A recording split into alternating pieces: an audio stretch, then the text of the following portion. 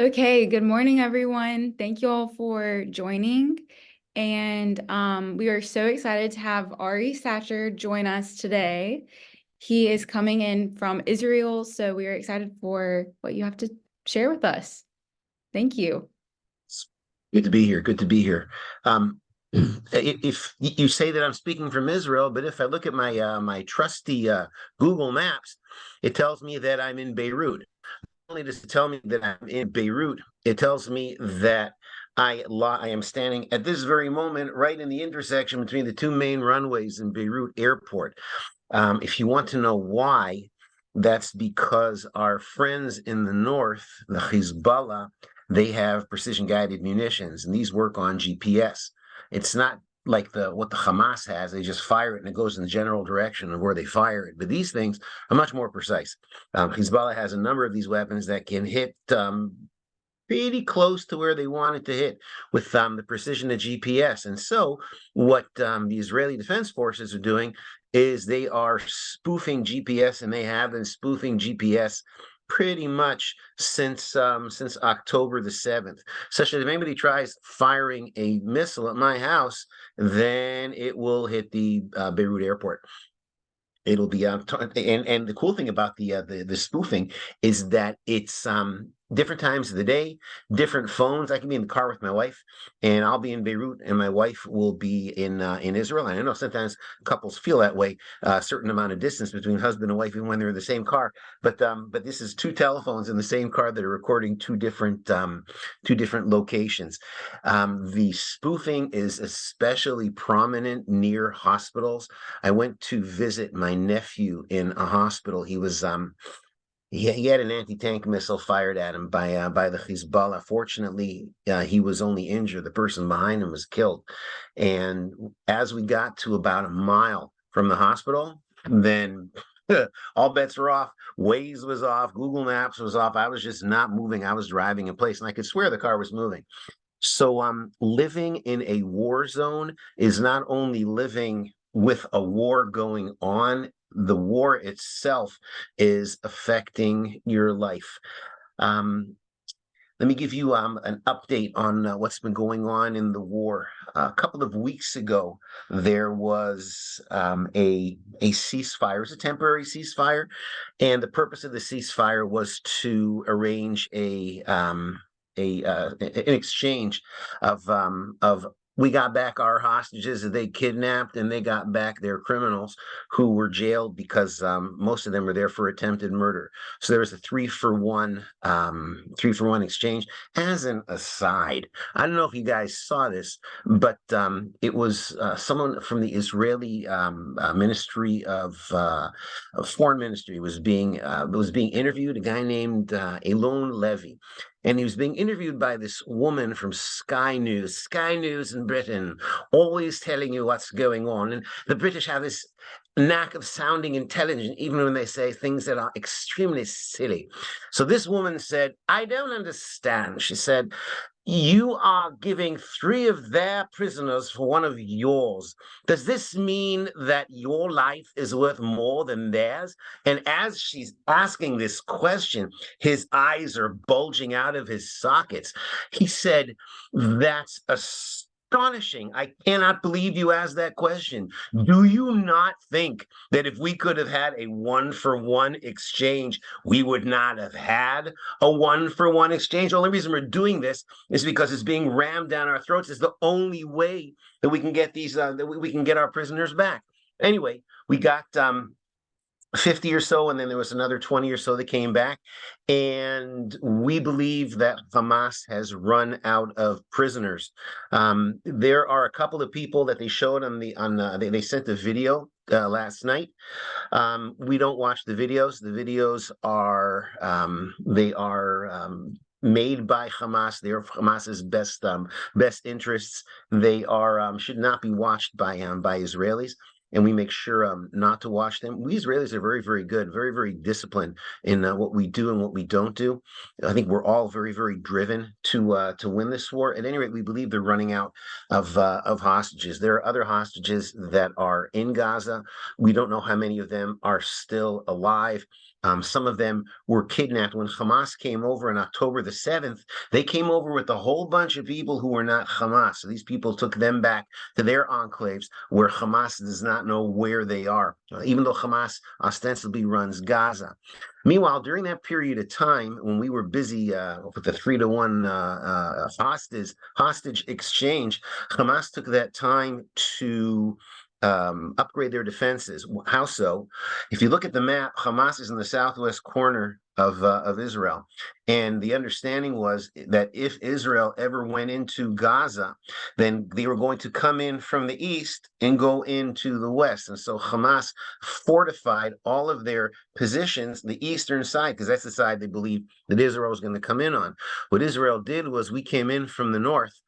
Actually, we came in on the west on the beach. We came all the way down the beach, and then we started turning east. And Hamas, we were caught with their pants down because they did not have any defenses, or the defenses that they did have on that side were very, very weak. And so, given that 7-day hiatus, what Hamas did was they rebuilt their defenses. They restructured, they moved them, and places that we thought were going to be very quickly captured in the north of Gaza were not. One of these places is a place called Sajaiya. Sajaiya has a very sordid past in Israeli history. In 2014, the Golani Brigade entered Sajaiya. There was a convoy of trucks. One of the trucks was hit by an anti-tank missile. There were 6 soldiers killed, actually 7 soldiers killed, and the 7th soldier had his body kidnapped. It has not been returned to this day. Hamas are still using it as a bargaining chip. These are the people we are dealing with. And so we had to go and capture Sajaiya. And who did we send in? We sent in the Golani Brigade. The same Golani Brigade, this is a very vaunted Golani Brigade, and they came into Sajaiya in order to retake it. And things did not go well. On the first night they were there, they entered a complex of buildings in which they thought was clean, but it was not. There were terrorists, and terrorists fired at them. They blew up a couple of bombs that were the houses booby trapped. They killed 4 of the soldiers, but then another whole bunch of soldiers came in to try to extricate these 4 soldiers before their bodies were kidnapped into this labyrinth of tunnels. And they went into the building, and in order to give them cover, the IDF, our soldiers, fired in a rocket-propelled grenade, and that RPG must have hit another explosive in the building. The whole set of buildings blew up, and we lost 10 soldiers, and it was horrific. It was horrific.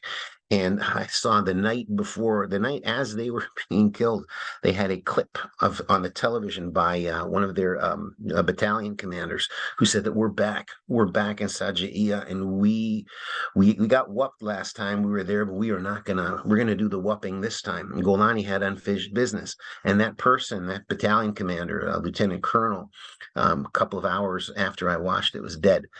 And that scared the living daylights out of the soldiers in Sajaiya, which led to a horrific incident on Friday night.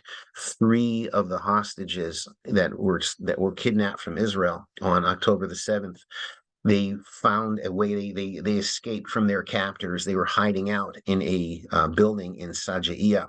They actually wrote on the building, 3 hostages are here. They wrote it in Hebrew, and they saw the soldiers, and they came and they surrendered themselves to the soldiers. They took off their shirts to show that they were not wearing any explosive devices. Came up with their hands up. The soldiers, and there were 3 of them, and all of these 3 were team leaders. They were convinced that these people were Hamas terrorists. They shot and killed 2 of them.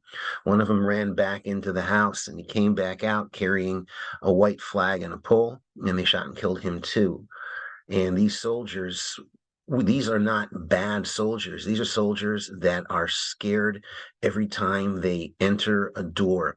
They don't know what's going to be booby trapped. They don't know who's going to be shooting at them.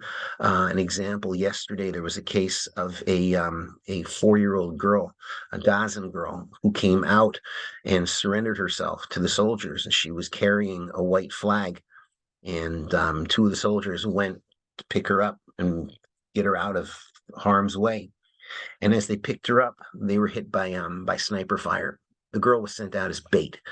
These are the people that we are dealing with. They're no different. These are the same people that brutalized us, massacred the 1,100 Israelis on October the 7th. These are the people who cannot be allowed to continue to rule over Gaza, and the war will not be finished until these people, their leadership has been eradicated, until these people go the same way that Al Qaeda went and the same way that the ISIS went. These people are going to hell, and it is our job and our duty to help them get there. And that's our mission. These Arabs, these Hamas people say we want to die a shaheed. A shaheed means we want to die for our religion, and by golly, that's what our soldiers are there to do. So may it be God's will that our soldiers are successful, that our soldiers are safe. God knows it's living hell over there. And we pray for, please, for the health of all of our soldiers and a speedy and successful end to this conflict. Of course, we want the conflict to end, but if it ends before we have eradicated Hamas, then we will have lost. This is binary. We either win or we lose, and we're counting on your prayers to help push us over the edge. Thank you very, very much. I have finished my words. Thank you, Ari. This is so informative to hear straight from Israel what really happened, and we don't always get accurate news. So over here on our news platform, so this was extremely helpful to hear all that, and we appreciate it. We are going to begin our rapid fire prayer, and we are praying for you. We are going to be praying for your nephew that is in the hospital, and you have a whole set of warriors here that are behind you in prayer. And so thank you so much. I know sometimes you need to get off, so thank you so much. Guys, wish you guys a good evening, a good morning. All the best. Bye. Shalom. Shalom.